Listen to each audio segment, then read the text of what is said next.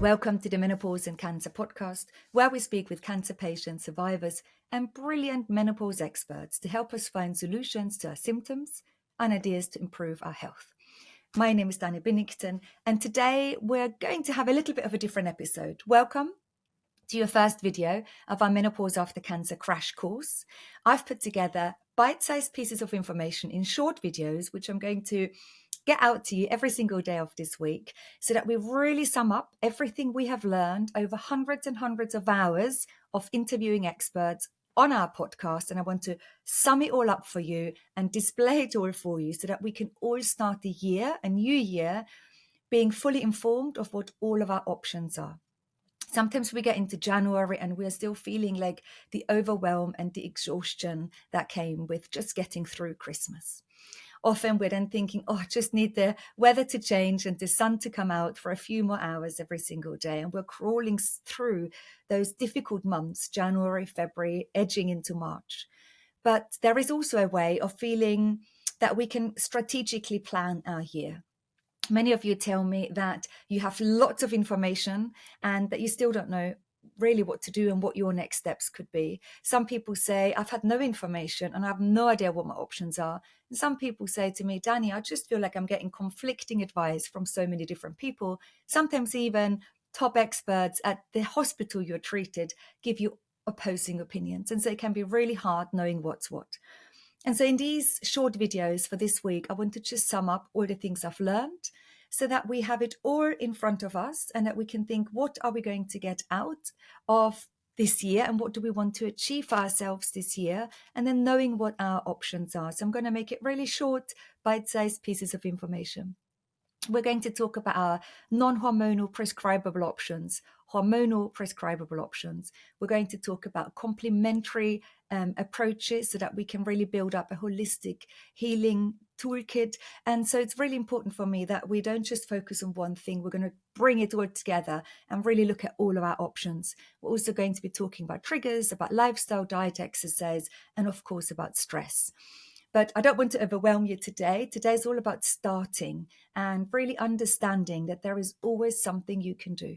And whatever you've tried last year, however difficult your year has been, or maybe you've just managed to get through without another huge life event, it doesn't really matter. Where are you at right now? And can we set ourselves little goals and little aims going forward, say until the summer this year? And so before we talk about all of our toolboxes, and I call them my menopause buckets, I often imagine myself walking around with buckets, and in each bucket I have a different healing modality, whether that's medication, whether that is how I eat, whether that is going to yoga or stress relief or doing my weight training, whatever it is. I almost have these buckets in my life, and I feel like every day I need to put my hand into different buckets. Or weeks go by where I think, gosh, I've really taken the eye off really focusing on my buckets, and then it's starting to regain that connection, because we can't always bring our utmost attention and energy into our healing and recovery process. It's just not possible. Life is really busy. And so before we start really going into the nitty-gritty of all of our healing modalities, we really need to start with, where are you at right now? Not where you were yesterday and not where you want to be. Where are you at right now? And then we can start to think, what do we want to happen? And I think we really need to start with our symptoms. And these might be different for you now to how you felt back in November. And they're probably not how you want to be feeling. But it's really important that we sit down with ourselves every now and then. I've made myself a really lovely cup of coffee, and I often make myself a cup of tea, and I've got my journal out, but you can also use an app. So there are lots of different apps you can use to track your symptoms. One suggestion would be the OWISE app. And this is an app for breast cancer survivors, and it's got a really good symptom checker, symptom tracker. But you can also use the Balance app, the Balance Menopause app. It's got a brilliant symptom checker. Or you just write things down in your notepad, pen and paper, and revisit, have that cup of tea with yourself every so often, every 3 weeks, so that by the time you do decide to speak to a healthcare professional, you're much more clear of what your symptoms are, how they present with. And let's be specific. we can really go into detail of how these symptoms affect us so that we can then figure out what are our top 3 symptoms, for example, how do they affect our quality of life, so that when we talk to a doctor, we can say, well, those 3 things, you can be really clear, those 3 things are really getting in the way of me having a good quality of life. What can you do to help me do something about them? I'm going to talk us through the symptoms, and maybe if you haven't got pen and paper out or an app in front of you, let's just take a moment and let's just think what's going on for you at the moment. Hey, thanks for watching this episode. 73% of people who watch my podcast haven't yet clicked the subscribe button, and 11% haven't hit the button to turn on notifications. I want these conversations to reach as many women as possible who might need to hear them. So if you've ever enjoyed listening to this podcast, please hit subscribe now. We'll start with anxiety, mood swings, irritability, and low mood.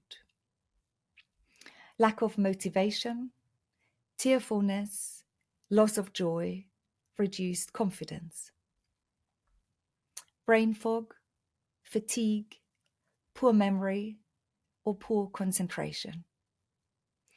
Difficulty sleeping. And that can be really finding it hard to fall asleep or waking up at 3 o'clock in the morning and not being able to get back to sleep. Loss of libido. Night sweats, cold sweats, hot flushes, cold flushes. Headaches, migraines, heart palpitations. Tinnitus, feeling dizzy. Changes to periods. All of your vaginal symptoms. The dryness, the itching, the pain, the bleeding upon intercourse. Urinary symptoms, and they can include constantly feeling like you need to go to the toilet, or maybe once you've been to the toilet, you feel you've emptied your bladder and then you feel you've not quite emptied your bladder enough. So just not quite knowing what's going on, all the way to urinary tract infections or reoccurring urinary tract infections. Dry, itchy skin, dry ears and nails. When I first was pushed into surgically onset menopause, my skin was so itchy. It was beyond itchy skin. I was literally pulling off the skin on my shins, on my calves. It just felt really, really debilitating. I couldn't stop myself from scratching. It was awful. Thinning hair, oral health changes, weight gain, restless legs, joint or muscle pain, increased allergies, digestive issues. And before we're now going to think, oh my God, I've got some of those symptoms and I've had them for ages, or you might be thinking, gosh, I've got all of those symptoms, I still have no idea what to do about them. Or you might be thinking, I've got no idea why I have these symptoms. Maybe you've just recently completed your active treatment for cancer. You don't know, is this chemo brain? Is this brain fog? Am I anxious because I've had a cancer diagnosis? Probably. And is this anxiety compounded because of your hormone levels and you've been pushed into menopause? Probably. Will your doctors always know why and what exactly causes your symptoms? It's really hard. Sometimes they will be great detectives and being able to figure out what's what, and sometimes you don't. And then we just have to think what is important for you and what can we get treated.